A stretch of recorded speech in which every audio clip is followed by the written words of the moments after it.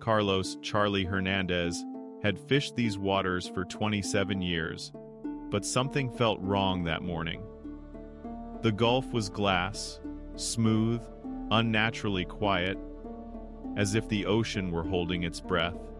He stood alone on the deck of his 22-foot fishing boat, hauling in the morning catch.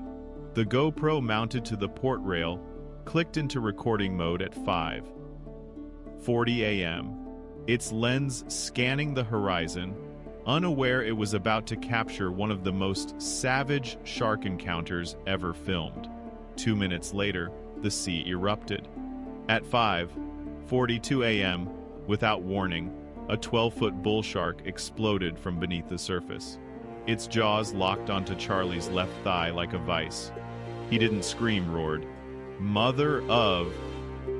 The GoPro shuddered as Charlie was yanked toward the edge of the boat, his hands scraping against the metal gunwale, blood already pouring down his leg. Unlike most shark attacks, which are bite and release, this predator refused to let go.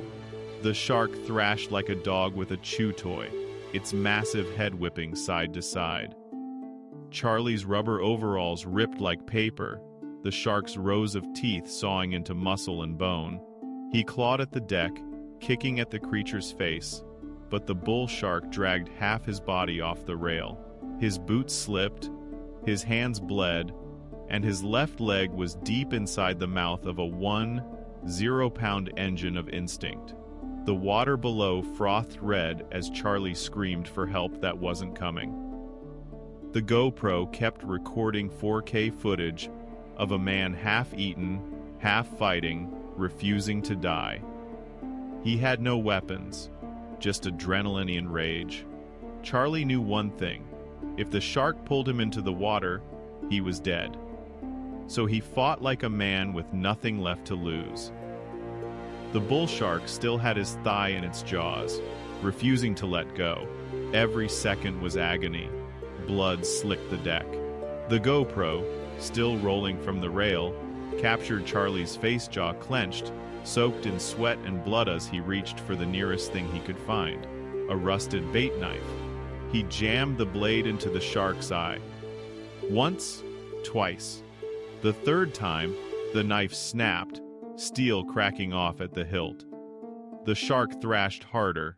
Charlie screamed, now dragging himself across the blood-slicked deck, trying to wedge his other leg against the rail for leverage. He grabbed a red jerry can of gasoline.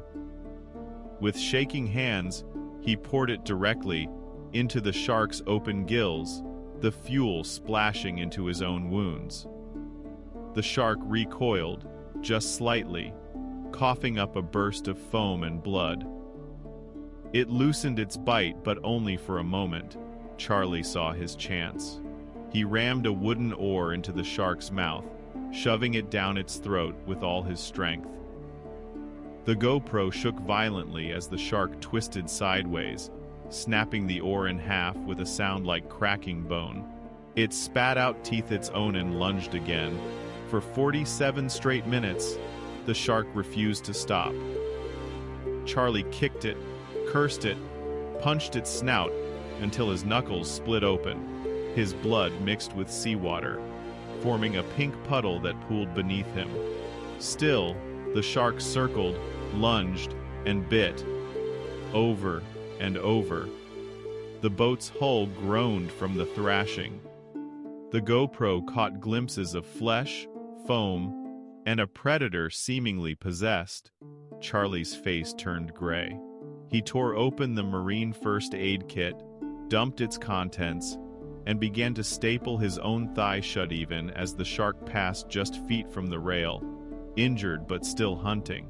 The camera zoomed on the blood-smeared stapler as he drove it into skin, again and again. At 6:29 a.m., the sound of rotor blades filled the air. A Coast Guard helicopter appeared above, its crew staring down at a nightmare in real time. One man, one shark, and a deck coated in red. But even with backup arriving, the shark was still circling, refusing to leave. It had tasted blood and wasn't finished. As the Coast Guard helicopter hovered overhead, Charlie didn't flinch. He was pale, stapled, bleeding and still gripping what was left of a broken oar. The bull shark hadn't retreated. It circled the boat like it owned it, jaws opening and closing just below the surface. Shark still active, decks covered in blood, a rescuer shouted into his radio. They didn't wait. A diver dropped in, armed with a marine stun baton, the kind used for subduing aggressive sea life. The GoPro caught the moment. The diver reached the deck, locked eyes with Charlie, and then turned as the shark surged out of the water one last time. The rescuer struck. The baton made contact with the shark's snout, discharging a violent electric pulse.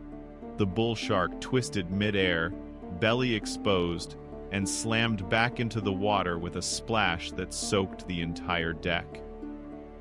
It writhed, rolled. One sand finally sank out of view. It was over.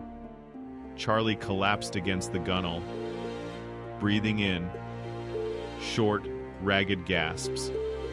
His leg was mangled. His thigh was stapled shut with shaky hands and adrenaline.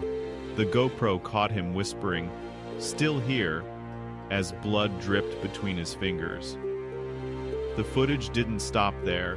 The camera rolled as the Coast Guard airlifted him off the deck, one arm limp, the other still clutching the shattered handle of the bait knife. Doctors would call it a medical miracle.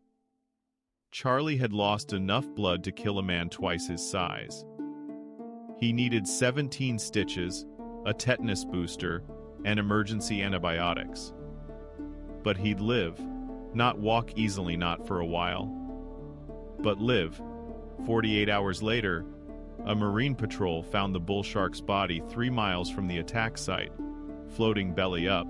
In its carcass, 5 broken bait knives, 2 oar fragments, and damage consistent with gasoline burns to the gills. It had bled to death. It never stopped hunting even while dying. Marine biologists were baffled. "Bull sharks don't do this," one said. This one broke the rules. Charlie returned to fishing just 18 days later. When he checked his GPS logs, he made a chilling discovery. The shark had been trailing his boat for nearly 9 miles before the attack. It had stalked him, waited, chosen its moment. The uncensored GoPro footage went viral, viewed over 5.2 million times in under a month. Viewers couldn't believe what they were seeing. A man, alone, fighting a shark with gasoline and a broken oar, refusing to die. Charlie never changed the GoPro mount, never cleaned the blood off the deck rail. "That thing wanted me dead," he told reporters, "but it wasn't my time." And somewhere deep in the ocean, the next shadow waits.